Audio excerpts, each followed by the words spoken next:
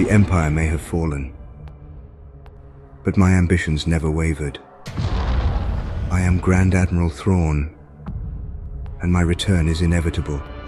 We have to do what's right, regardless of our personal feelings. Toward the end of the Clone Wars, I walked away from him and the Jedi. I could use the help. Once a rebel, always a rebel. In this war, you will face more than just droids. As your master, it's my responsibility to prepare you. I won't always be there to look out for you. Welcome back, everyone. It's Charlie. Ahsoka Episode 6 is coming. There's a couple big Easter eggs in the trailers, a couple big plot points they still need to pay off before the end of the season, so we'll break it all down. If you're brand new to the channel, we're doing videos for all the episodes. Be sure to subscribe to get everything. We're still doing a giveaway for the Disney Plus memberships too. I'll name a new winner during this video. I'm doing that during all the episode videos. I'm also going to be doing Loki Season 2 episodes. That's going to overlap with the Ahsoka finale in a couple weeks, so we'll just roll right into that.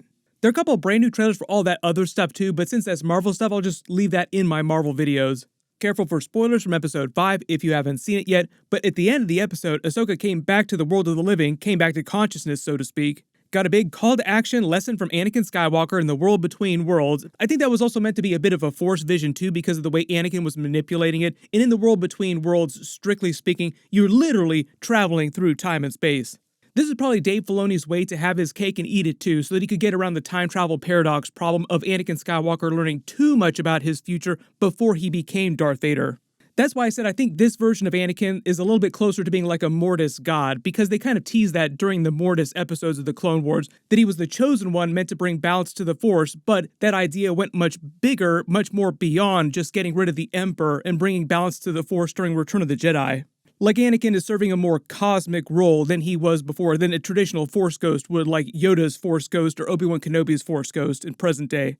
The funny thing about that time travel paradox too is that they actually addressed it during the Mortis episode where the son actually showed Anakin his future becoming Darth Vader. It kind of drove him mad briefly and he turned evil and wanted to do all these crazy things in the galaxy to try and prevent it and make things worse theoretically. If I could show you the future.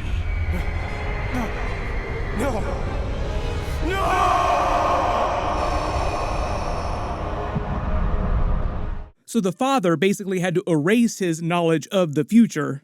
So just to be clear, the version of Anakin that Ahsoka was talking to in the world between worlds is sort of like the dead version in present day in his more cosmic Force Ghost type of Mortis God role. He didn't have the blue outline of traditional Force Ghost, but I do think before the end of the series, we'll see a traditional Force Ghost Anakin cameo scene, like a more traditional type of cameo scene, kind of like the Qui-Gon Jinn cameo scene at the end of the Obi-Wan Kenobi series. You could do like 5 more videos explaining what Anakin is doing right now, the way he exists in a more cosmic god type of role in the Force. But I do think right now he is providing balance to the universe, the Force itself, the way they said he was prophesied to do during the Mortis episodes. That's also why they wanted to trap him on Mortis. Like, you need to stay here, you need to bring balance to my family.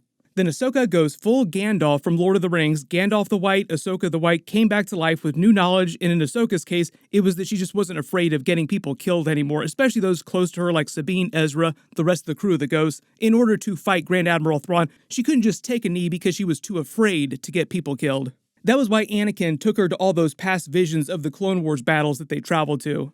She and Huyang rode inside the lead Purrgil's belly to the other galaxy to get Sabine and Ezra try to stop Morgan Elsbeth, the Dark Jedi, from using the Eye of Sign, the big hyperspace ring, from bringing Thrawn back to the main galaxy with his 7th fleet, or what remains of his 7th fleet of Star Destroyers. Been gone for about 10 years in that other galaxy. We'll see if we learn about other ships, other cultures in that other galaxy. I know a lot of people too are like, well, it's a spiral galaxy that looks kind of like the Milky Way. Maybe that's meant to be our galaxy. They also keep making the jokes to the Star Wars introduction because the Star Wars stories are told as if they are happening a long time ago in a galaxy far, far away. And every time they talk about this other galaxy, they say it's far, far away. It's just like the stories you told me. How the whales took Ezra and the bad guys far, far away. But just from the trailer footage of stuff that we haven't seen yet, it just seems like they're hyping up the return of Grand Admiral Thrawn. In most of the rest of the episodes, like episodes 6, 7, and 8, will mostly be focused on what's going on in that other galaxy. There's still all the plot that's happening with Hera and the New Republic in the main galaxy, but that feels like it's completely secondary, like a completely different story from what's going on with Ahsoka trying to find Grand Admiral Thrawn, Ezra, and Sabine. That's why I said after episode 5, it felt like episode 5 was kind of like the real beginning of the series, like when the plot actually begins. There are a couple of videos I did before the season came out where I was actually talking about this in relation to The Lord of the Rings, because we're talking about Ahsoka being kind of like the Gandalf of the Star Wars universe.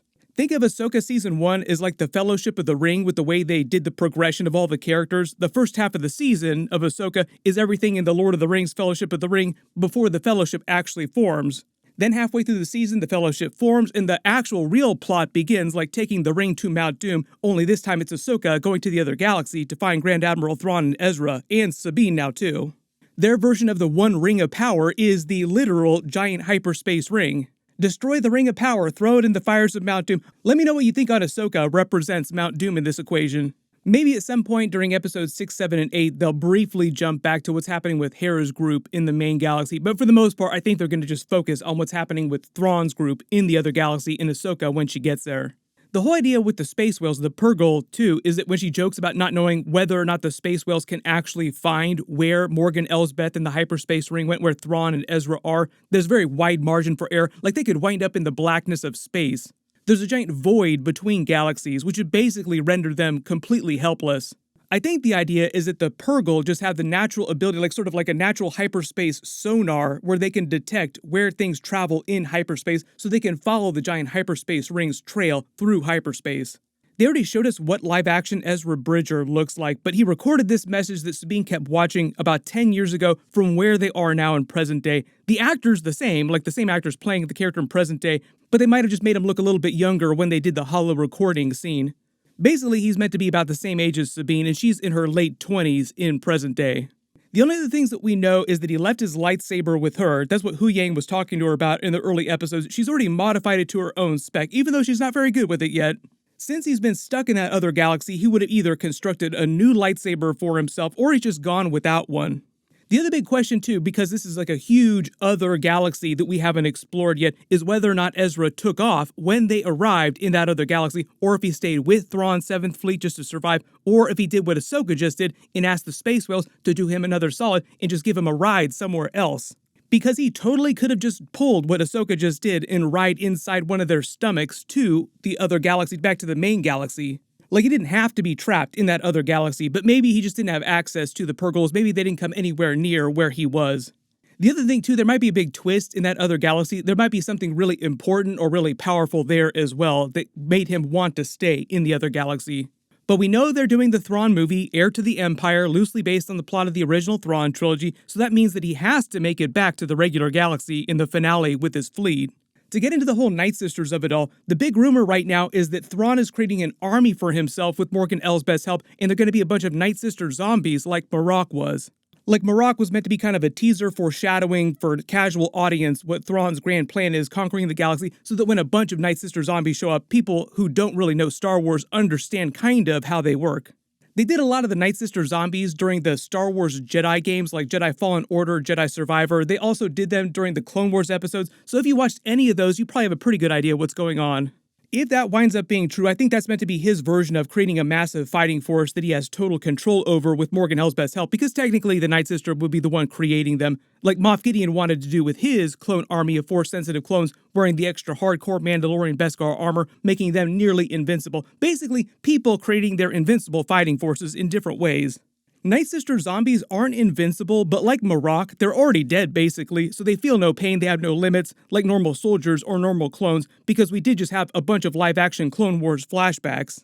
The funny thing too is that during the final days of the Empire before the events of A New Hope, the Emperor, Grand Moff Tarkin, the top military brass were considering going back to using the traditional clone troopers again instead of regular humanoid troopers. Most of them had died in battle or natural causes but for the events of the original trilogy.